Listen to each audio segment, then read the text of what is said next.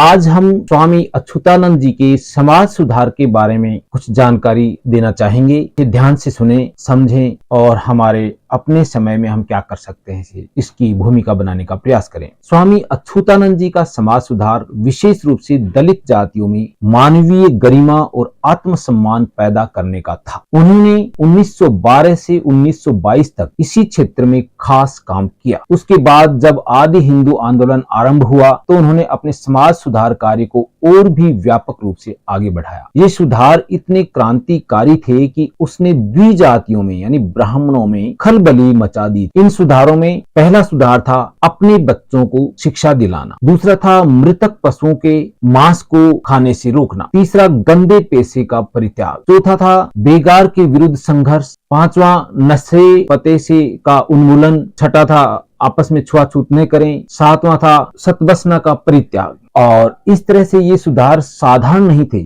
बल्कि असाधारण थे। एक तो इन सुधारों में अछूत समाज की यथास्थिति को तोड़कर उसे गतिशील बनाया था और दूसरे उन्होंने अछूतों को मनुष्य होने का ज्ञान कराया था। द्विजातियों द्वारा उनसे जबरन बेगार लेना एक आम बात थी। बेगार का अर्थ था कभी भी अछूत व्यक्ति से बिना मजदूरी दिए काम करवा लेना और मना करने पर उसे मारा पीटा भी जा सकता था। स्वामी जी ने इसके विरुद्ध अछूतों को संगठित किया। इसी तरह स्वामी जी ने गंदे पैसों को करने से मना करने की या बंद करने का व्यापक आंदोलन चलाया था, जिसके परिणाम स्वरूप बड़ी संख्या में अछूतों ने मृतक जानवरों को उठाने और उसकी खाल उतारने का गंदा काम छोड़ दिया था। एक बहुत ही अपमानजनक प्रथा सतबसना थी, जिसके तहत दाई का काम करने वाली अछूत स्त्रियों को द्विजातियों के घरों में बच्चा जनने के लिए 7 दिन तक जच्चा के साथ ही रहना पड़ता था, इसलिए इसको सतबसना 7 दिनों तक रहना कहते हैं। स्वामी जी ने इस प्रथा का विरोध किया और अछूत स्त्रियों को सतबसना के लिए जाने से रोका। सामान्य से दिखने वाले इन सुधारों के गंभीर राजनीतिक अर्थ थे, जिसने द्विजातियों के कान खड़े कर दिए। उन्होंने अनुभव कर लिया था कि उत्तर प्रदेश की अछूत जातियों में एक बड़े राजनीतिक विद्रोह का आगाज हो चुका था।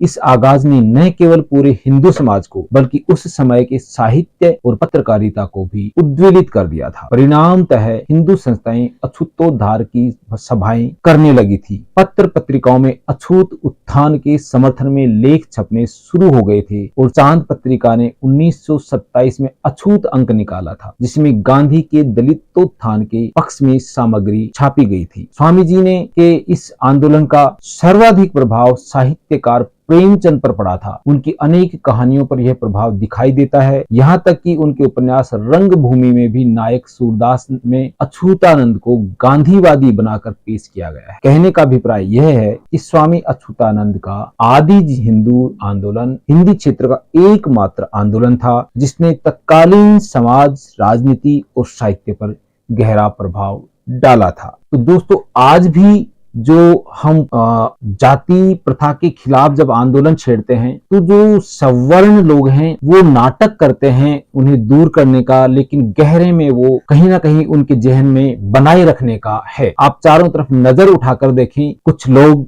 जो कहते हैं कि हम अम्बेडकर को पढ़ाएंगे, हम अम्बेडकर को स्टेचू बनाएंगे, हम अम्बेडकर चौराहा बनाएंगे, हम अम्बेडकर का पार्क बनाएंगे, वो लोग केवल ये पार्क बनाने में ही लगे हुए हैं, केवल चौराहे बनाने में लगे हुए हैं। धरातल पे अम्बेडकर के लोगों को वो सम्मान नहीं दे रहे हैं, ना उनको राजनीति में मौका ठीक से दे रहे हैं, ना उनको दूसरे कार्यों में अहम जो भूमिका निभाने के वो हैं वो नहीं दे रहे हैं।